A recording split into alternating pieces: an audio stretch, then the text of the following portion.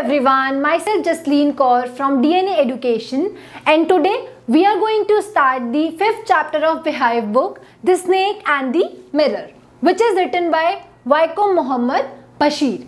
So story start करने से पहले हम लोग थोड़ा सा स्टोरी के बारे में बात करते हैं. अगर हम बात करें स्टोरी की, the snake and the mirror, it is a very funny concept. और ये जो स्टोरी है इसमें जो मेन कैरेक्टर है होम्योपैथ डॉक्टर, उनके बारे में है ये स्टोरी. और वो अपना एक इंसिडेंट्स बताते हैं. वो जो है बहुत ही फ़नी है वो, और वो बहुत ही ज़्यादा मतलब हम ये भी देखेंगे स्टोरी में कि वो जो डॉक्टर हैं वो कितनी डिफ़िकल्ट सिचुएशन में भी अपने आप को कितना कामली हैंडल करते हैं.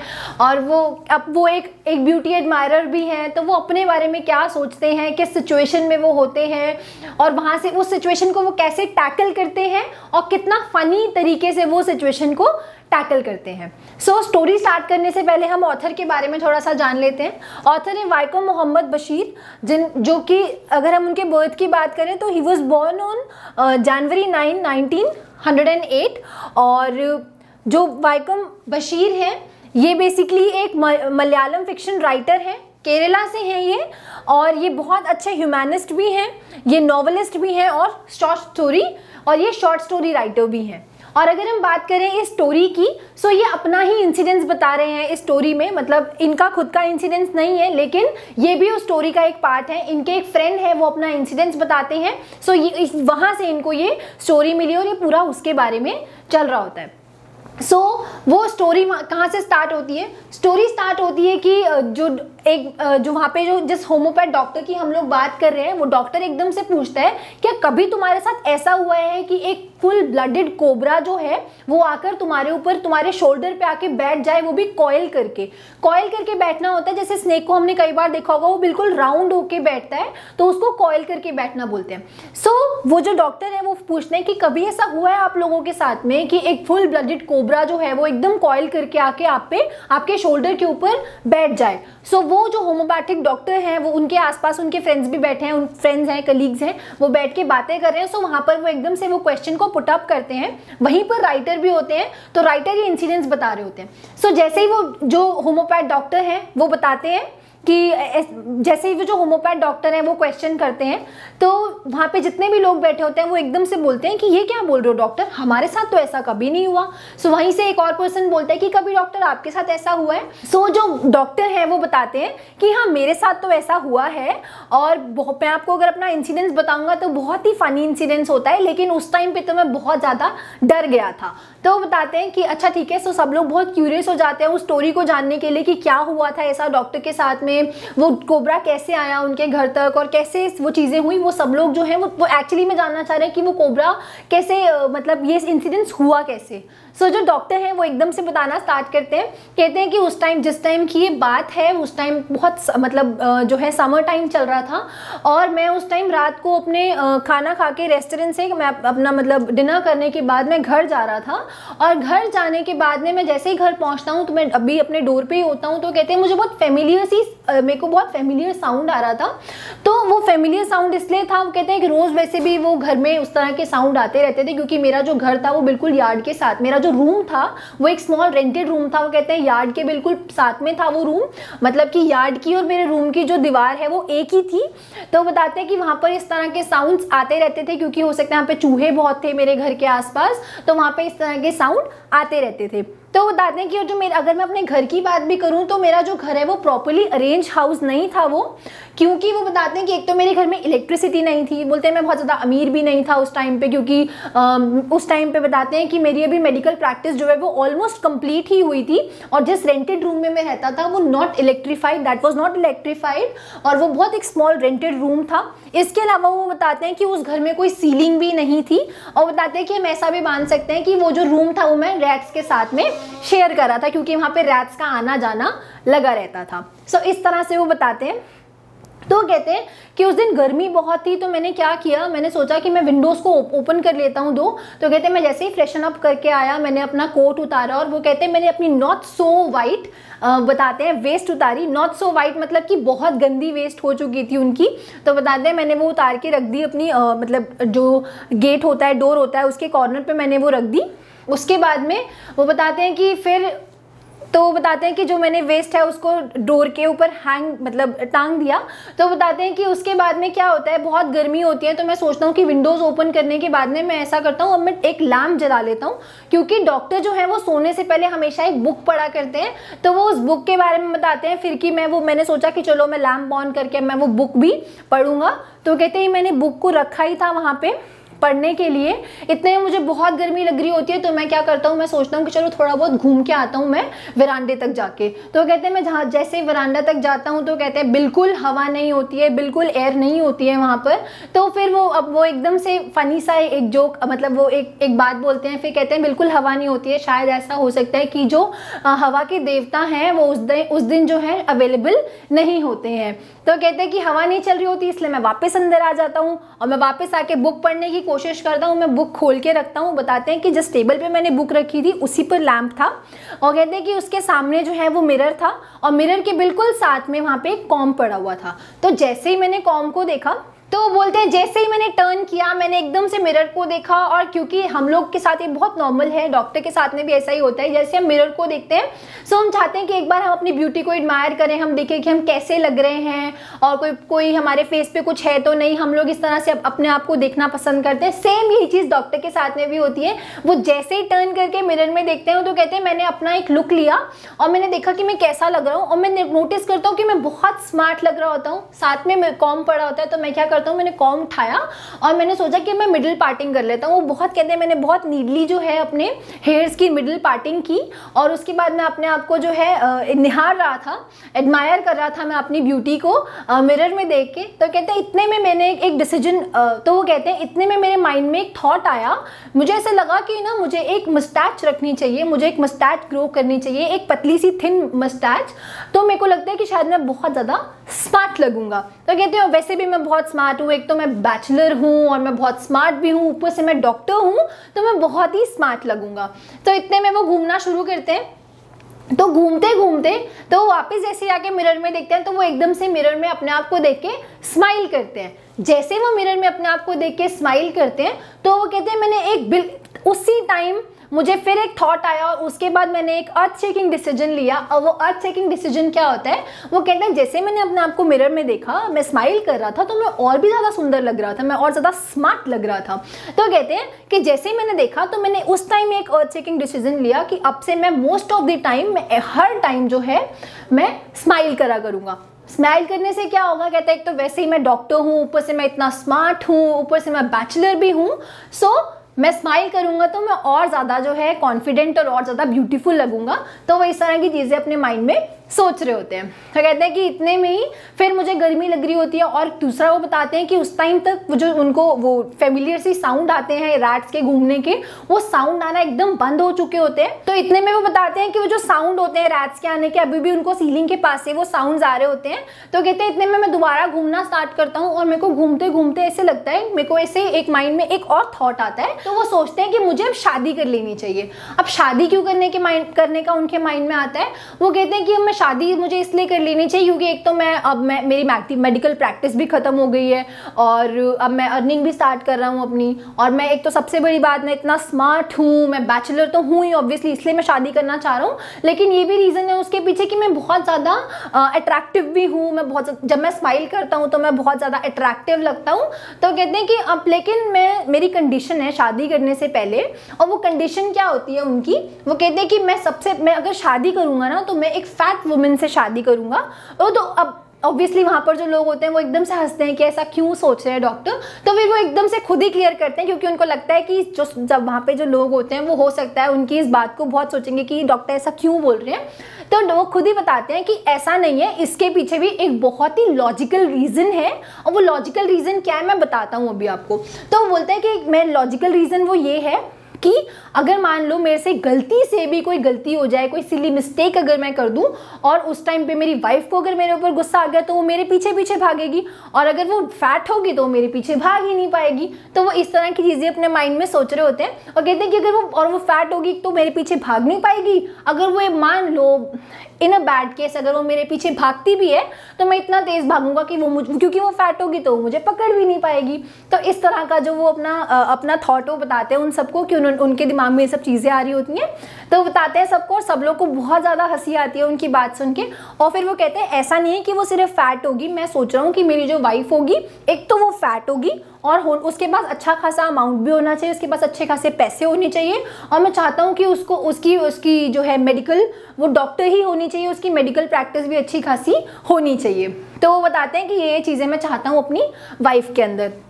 तो कहते हैं इतने में क्या होता है, वो जो ऊपर से सीलिंग से आवाज़ें आ रही होती हैं, फेमिलियर साउंड आ रहे होते हैं, वो एकदम से वो साउंड आने बंद हो जाते हैं। और इतने में लेकिन वो कहते हैं कि ऐसा लगता है जैसे कमरे के अंदर कोई रबड़ की मोटी सी जैसे ट्यूब होती है, वैसा कुछ मेरे रूम के अंदर आया है। तो वो कहते हैं जैसे ही मैं टर्न करके देखने की कोशिश करता हूँ, तो उतने में ही वो बताते हैं मैं टर्न करता हूँ और मैं देखता हूँ कि मेरे शोल्डर के ऊपर एक फुल ब्लडेड कोबरा आके बैठ जाता है। तो वो बोलते हैं कि उस मेरा टर्न करना और उस कोबरा का आके मेरे शोल्डर पे बैठ जाना, वो सब कुछ इतना जल्दी होता है कि मैं कुछ सोच भी नहीं पाता हूँ, मुझे कुछ समझ ही नहीं आता है। वो एकदम तो बोलते हैं कि वो एकदम साइमल्टेनियसली हो जाता है, वो एकदम से होता है एक ही टाइम पर। तो उसके बाद जो है जैसे डॉक्टर को दिखता है कि अरे मेरे शोल्डर पे आके तो एक कोबरा बैठ गया है, तो वो एकदम से डर जाते हैं। वो कहते हैं सबसे पहली चीज़ तो मैं कुछ भी रिएक्ट नहीं करता हूँ, मैं जंप भी नहीं करता हूँ, और मैं इतना घबरा जाता हूँ, लेकिन मैं ऐसे शो भी नहीं करता कि मैं बहुत ज़्यादा घबराया हुआ हूँ, क्योंकि मुझे ऐसा होता है कि अगर मैं हिलूंगा ज़्यादा तो हो सकता है वो जो कोबरा है वो कभी मुझे मार ना दे या मुझे कुछ कर ना दे। तो इसलिए वो कहते हैं मैं एकदम स्टोन की तरह बन जाता हूँ कि जैसे मेरे अंदर तो जान ही नहीं है। तो वो कहते हैं लेकिन ऐसा नहीं है कि मैं बिल्कुल ऐसे डम हो जाता हूँ या फिर मुझे कुछ समझ नहीं आ रहा होता।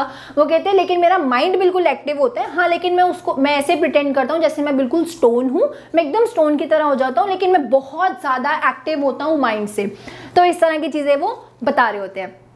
इतने में वो कहते हैं कि मेरे को उस टाइम पे ना ऐसे लगता है जैसे गॉड की मुझे प्रेजेंस जो है वहाँ पे एकदम ऐसे फील होती है कि शायद गॉड है। और फिर वो सोचते हैं कि शायद पता नहीं मैंने ऐसा कुछ गलत बोल दिया है जिसके कारण गॉड जो है वो मुझसे नाराज़ हो गए हैं। तो वो इस तरह की चीज़ें अपने माइंड में सोच रहे हैं। अब वो बहुत ज़्यादा डरे हुए होते हैं। वो सोचते हैं कि चलो एक बार के लिए तो मैं मानता हूँ कि मैं इससे बच के निकल जाऊँगा, लेकिन इन अ बैड केस अगर इसने मुझे मान लो कि इसने मुझे डस लिया अगर स्नेक ने, तो मैं क्या करूँगा।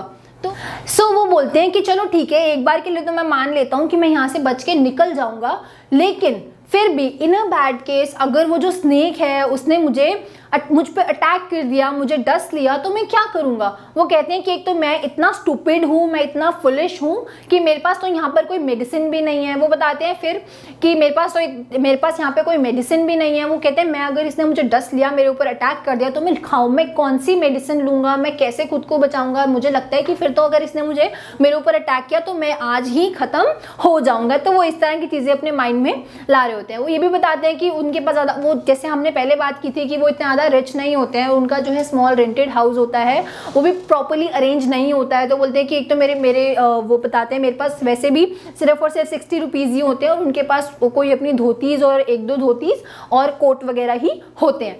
तो बताते हैं कि फिर वापस चलते हैं, फिर स्नेक के बारे में वो बताते हैं कि इस तरीके से स्नेक आके मेरे ऊपर शोल्डर पे बैठ जाता है, और मैं सोच रहा हूँ कि मैं करूँ क्या, मेरे पास कोई मेडिसिन भी नहीं है, मुझे तो पता भी नहीं है अगर इसने मुझे डस लिया तो मैं क्या करूँगा।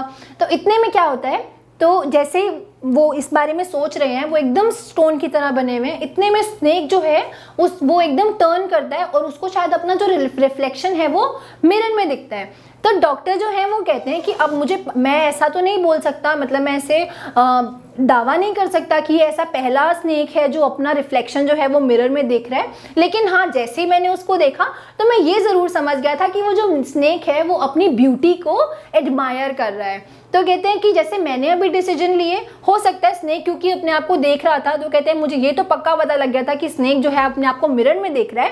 तो कहते हैं कि मैं इतने में सोचता हूँ कि मुझे ऐसा लग रहा होता है उस टाइम पे कि शायद से जैसे मैंने अभी कुछ टाइम पहले अपने आप को मिरर में देख के बहुत सारे अर्थ शेकिंग डिसीजंस लिए थे कि मैं मुस्टैच ग्रो करूंगा या फिर मैं स्माइल करूंगा, तो हो सकता है इस तरह के जो अर्थ शेकिंग डिसीजंस है हो सकता है कि इस तरह के डिसीजन स्नेक भी ले रहा हो। तो कहते हैं कि लेकिन स्नेक किस तरह के डिसीजन ले रहा होगा, क्या स्नेक ये सोच रहा होगा कि मुझे भी एक थिन मुस्टैच ग्रो करनी चाहिए, या फिर स्नेक ये सोच रहा होगा कि मुझे आई शेडो लगाना चाहिए, या फिर मुझे मस्कारा लगाना चाहिए, या फिर मुझे लाइनर लगाना चाहिए। हो सकता है स्नेक ये सोच रहा होगा। तो कहता लेकिन मैं ये सब सोच ही क्यों रहा हूँ, क्योंकि मुझे तो फिलहाल ये भी नहीं पता कि वो जो स्नेक है वो मेल है या फीमेल है।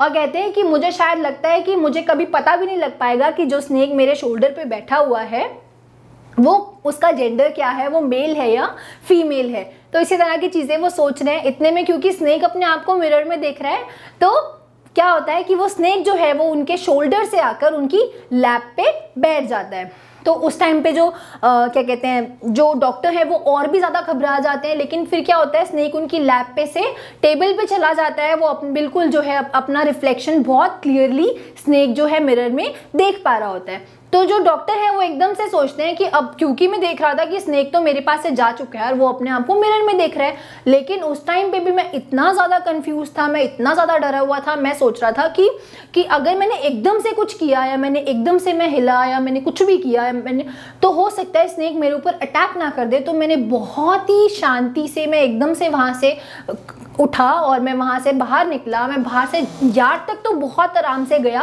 कहते जैसे ही लेकिन मैं यार्ड तक पहुँचा तो मैं एकदम से वहाँ से भाग गया। कहते मैं इतनी तेज़ भागा कि मैं रुका ही नहीं फिर। सो यहीं पर जो है उनकी स्टोरी ख़त्म होती है। आप सबको, जितने भी लोग उनकी स्टोरी सुन रहे होते हैं, उन सबको समझ आ जाता है कि अच्छा डॉक्टर वहाँ से किस तरह से बच के निकल गए थे। सो वहीं पर वो लोग जो हैं वो चैन की सांस लेते हैं। वो बहुत ही ज़्यादा रेस्ट, मतलब वो थोड़ा सा अच्छा फील कर रहे होते हैं उस टाइम पे, क्योंकि वो लोग बहुत ज़्यादा अच्छे से उनकी स्टोरी सुन रहे होते हैं। और उस टाइम पे एकदम से वो कहते हैं चलो फाइनली डॉक्टर आप वहाँ से बच के निकल गए थे। तो इतने में वहाँ से एक क्वेश्चन पुट करता है, क्योंकि सब लोग उनकी स्टोरी सुन रहे होते हैं। तो एक पर्सन उनसे पूछता है कि अच्छा डॉक्टर आप ये बताओ कि आपकी वाइफ क्या बहुत मोटी है? तो वो कहते हैं कि नहीं, ऐसा तो कुछ भी नहीं है, मेरी वाइफ कहाँ मोटी है, मेरे को लगता है कि डॉक्टर जो, तो वो कहते हैं नहीं मेरी वाइफ तो मोटी नहीं है, हो सकता है कि गॉड को कुछ और ही मंजूर था, क्योंकि मेरी जो वाइफ है वो तो बहुत ही ज़्यादा पतली है। सो इतने में कोई क्वेश्चन उनसे करता है दोबारा से वहाँ से। वो कहते हैं कि डॉक्टर आप मुझे ये बताओ कि क्या स्नेक ने आपको फॉलो किया उसके बाद? तो वो कहते हैं, डॉक्टर कहते हैं जब मैं वहाँ से यार्ड तक पहुँचा और मैं वहाँ से ऐसा भागा कि मैंने वापस पीछे मुड़ के देखा ही नहीं कि स्नेक मेरे पीछे आ रहा है या नहीं आ रहा है। और मैं भागते भागते वहाँ पे पास में, जब थोड़ा सा आगे जाके मेरा एक फ्रेंड रहता था, मैं उसके घर पे जाके मैं रुका। और मैं जब उसके घर पे गया तो उसके बाद मैं वहाँ पे फ्रेशन अप किया मैंने, और उसके बाद में मैंने अपने पूरी बॉडी पे ऑयल लगाया, मैं नहाया, उसके बाद जाके उसके बाद मैंने रेस्ट किया। तो कहते हैं कि अच्छा डॉक्टर अब फिर मुझे ये बताओ आप कि आपने उस स्नेक को, तो बोलते हैं कि मैंने फिर उसके बाद जाके रेस्ट किया वहाँ पे।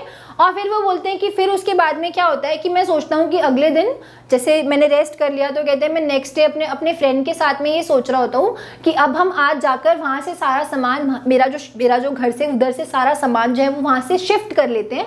तो मैं अपने फ्रेंड के साथ में और वहाँ पे आसपास के 2-3 लोगों को और लेके उनके घर जाता हूँ, अपने घर जाता हूँ। मैं वहाँ से थोड़ा बहुत सामान, वहाँ पे जितना भी मेरा सामान है मैं वहाँ से शिफ्ट कर लूँगा।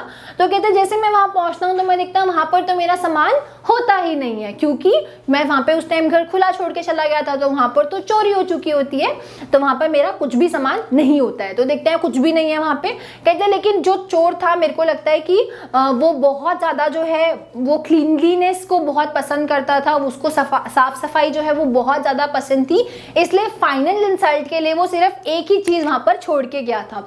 तो वहाँ पर जितने भी लोग बैठे होते हैं वो कहते हैं, वो बहुत ज़्यादा क्यूरियस होते हैं, वो पूछते हैं कि अच्छा डॉक्टर क्या छोड़ के गया था वो ऐसा? तो डॉक्टर बताते हैं, जैसे मैंने अभी बताया कि उसको लगता है साफ सफाई बहुत पसंद थी। तो स्टोरी जब हमने पहले स्टार्ट की थी, हमने पढ़ा था कि डॉक्टर जो है वो आते हैं, वो अपनी कोट उतारते हैं और वो अपनी नॉट सो वाइट जो वेस्ट होती है वो डोर के ऊपर टांग देते हैं। तो डॉक्टर कहते हैं कि मेरी फाइनल इंसल्ट के लिए वो गंदी सी वेस्ट वहाँ पे जो है वो टांग के चला जाता है। फिर जो डॉक्टर हैं वो एकदम से बोलते हैं, एक फनी सी बात बोलते हैं, कहते हैं कि अब वो यहाँ पर वो वेस्ट को भी क्यों छोड़ के गया, वो इससे अच्छा तो ये होता कि यहाँ पर छोड़ के जाने से अच्छा तो ये होता कि वो उसको ले जाता, वो उसको सोप से उसको वॉश कर लेता और उसके बाद वो उसको यूज़ कर लेता, वो यहाँ पर क्यों छोड़ के गया उसको। तो इस तरह की चीज़ें जो है वो डॉक्टर बोलते हैं उस चोर के बारे में। तो कहते हैं कि फिर हम वहाँ से चले गए और फिर वहाँ से कोई क्वेश्चन उनसे दोबारा पूछता है कि अच्छा डॉक्टर अब आप मुझे ये बताओ कि आपने उस स्नेक को दोबारा कभी देखा? तो डॉक्टर बहुत ज़्यादा जो है वो स्माइल करते हैं और वो बोलते हैं कि नहीं, मैंने उस स्नेक को उसके बाद दोबारा कभी नहीं देखा, लेकिन हाँ मैं इतना ज़रूर श्योर होके बोल सकता हूँ कि वो जो स्नेक था वो एक ब्यूटी एडमायरर था। तो इस तरह से वो बताते हैं और उस वहीं पर जो है वो स्टोरी ख़त्म हो जाती है। So I hope you understand the chapter and you will be able to answer each and every question because ये story बहुत funny है, तो आपको इसके question answers करने में भी या फिर समझने में भी इसको ज़्यादा problem नहीं आएगी। So और जितने भी points मैंने यहाँ पर clear किए हैं, whatever the points I have cleared here are well discussed and well mentioned in the DNA guides. So for more updates, for more information, you can go to our website www.dnaeducation.com. Thank you so much.